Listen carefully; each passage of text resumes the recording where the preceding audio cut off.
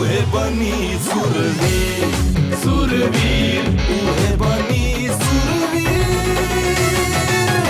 तब रुक कइल जा धनंजय जी की ओर। अब पूछल जा कि उनकी तरफ से कौन सा प्रतिभागी आने वाला है। केकरा के भेजब धनंजय जी? ऋतुराज। तो बहुत बहुत स्वागत बा ऋतुराज आपके स्टेज पे।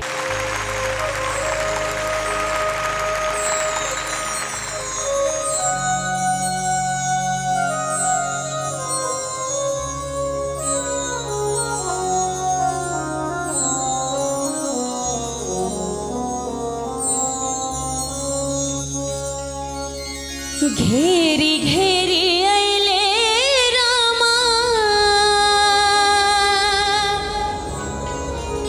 घेरी घेरी अइले रामा, कारी रे बदरिया,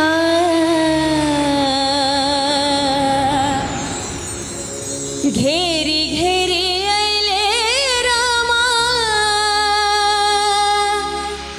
कारी रे बदरिया, से चमके लागे हैं सखी हमरो आंगनवा, से चमके लागे हैं सखी हमरो आंगनवा, से चमके लागे हैं सखी हमरो आंगनवा, घेरी घेरी अइले रामा, काली रे बदरिया, घेरी घेरी अइले रामा, कारी रे बदरिया, से चमके लागे हैं, से चमके लागे रे सखी हमरो आंगनवा, से चमके लागे हैं सखी हमरो आंगनवा।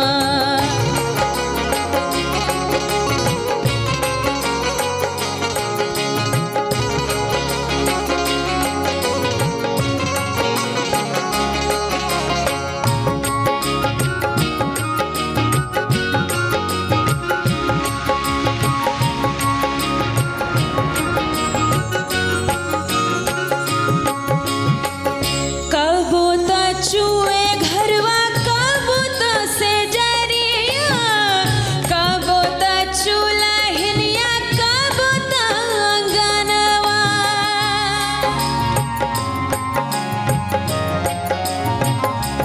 हो कबो त चुए घरवा, कबो त आंगनवा, कबो त चूल्हिनिया, कबो त से जरिया, रही रही चमके मोरा,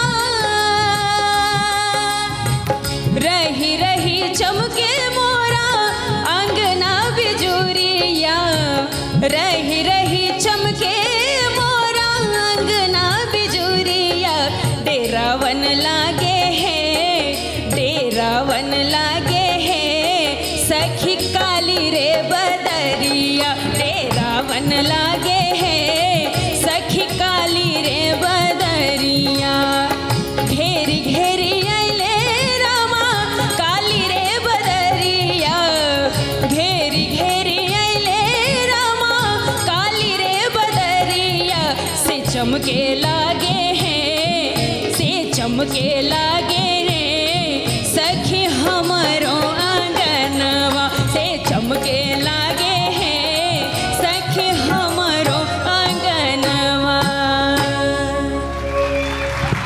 जय हो। जानल जाई जज लोगन से। सबसे पहले जानल जाई गोपाल भाई। बहुत निक लागल है, आनंद देवे लायक आप गौली, अच्छा लगे। जय हो। 8 नंबर।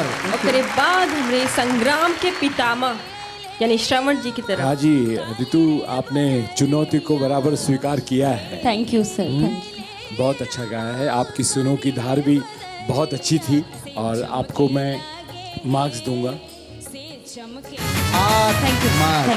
आठ नंबर भेटाइल बा। अब मैं चलता हूँ अपने गुरु माँ के पास। क्या कहना चाहेंगे आप ऋतुराज के लिए? बहुत अच्छा गाया तुमने और जो तुमने स्टैंडर्ड पहले दिन जो इस्टेब्लिश किया था ना, तो उसी स्टैंडर्ड को मेंटेन किया है, जो बहुत ही अच्छा लगा मुझे। Thank you. Number 8 number. त 8 तरीके 24 नंबर भेटाइल बा। ई बहुत बढ़िया नंबर कहला हो।